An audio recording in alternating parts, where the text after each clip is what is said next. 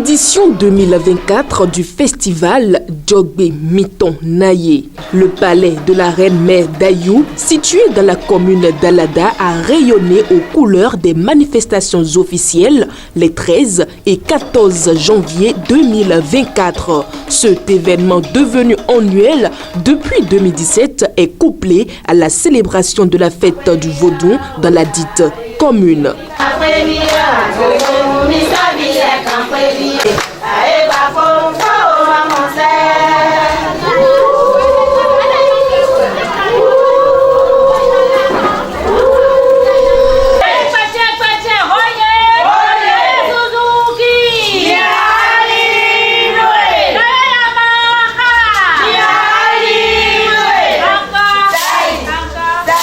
Le festival Djogbe Miton Naye, qui regroupe chaque année toutes les communautés venues des 4 coins du monde autour du patrimoine culturel et de la promotion de la culture béninoise, répond à l'une des visions du chef de l'État Patrice Talon. Il reçoit donc le soutien des autorités politico-administratives représentées à cet événement. Ce qui nous réunit aujourd'hui, comme vous le constatez, a une grande importance qu'on ne peut marchander sa valeur qui est notre culture.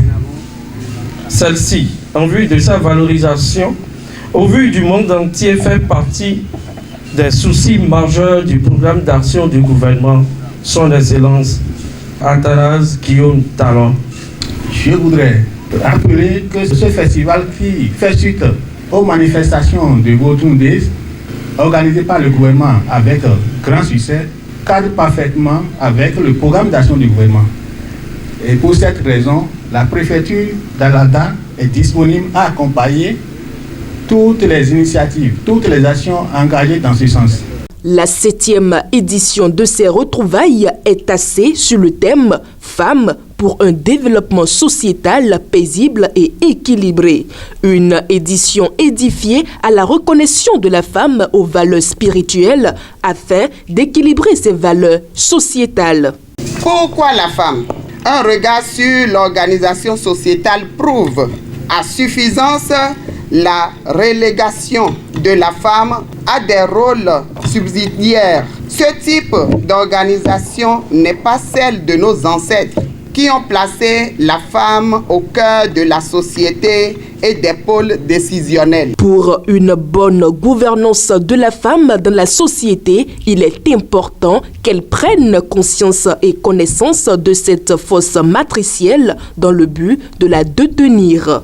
Le développement personnel de l'homme noir en général et de la femme noire en particulier s'impose plus que jamais. Il ne peut prospérer qu'à une condition, la reconnaissance spirituelle.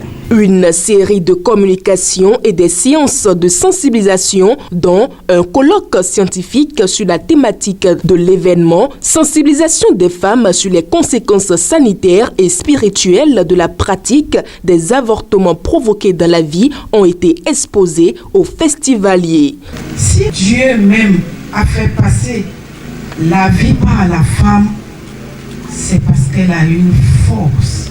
Une femme menstrue est très puissante parce que le premier jour de ses règles, ou bien le jour qui correspond à l'élémentaire, elle a la possibilité de guérir. Les jours qui suivent, elle a la possibilité de réussir, d'être inspirée pour créer des projets. C'est vrai, nous avons des capacités pour bien faire les choses. C'est comme ça, ces capacités aussi, nous pouvons aussi les utiliser pour détruire les choses. La reine-mère, initiatrice de cet événement d'envergure, appelle à la conscientisation des femmes sur la spiritualité. J'exhorte les femmes, les filles à s'éduquer spirituellement afin d'épouser la force innée dont elles n'ont pas conscience, ce don divin qui sauvera l'Afrique.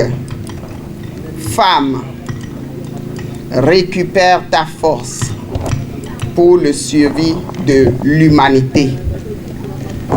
Cela va de ton intérêt, car si ton existence doit avoir un sens d'être, tu devras pouvoir jouer ton rôle. Le festival Djogbe Miton Naye, 7e édition, riche en animation et en ateliers, pose ainsi des pistes de prospérité du rôle de développement de la femme dans la société africaine.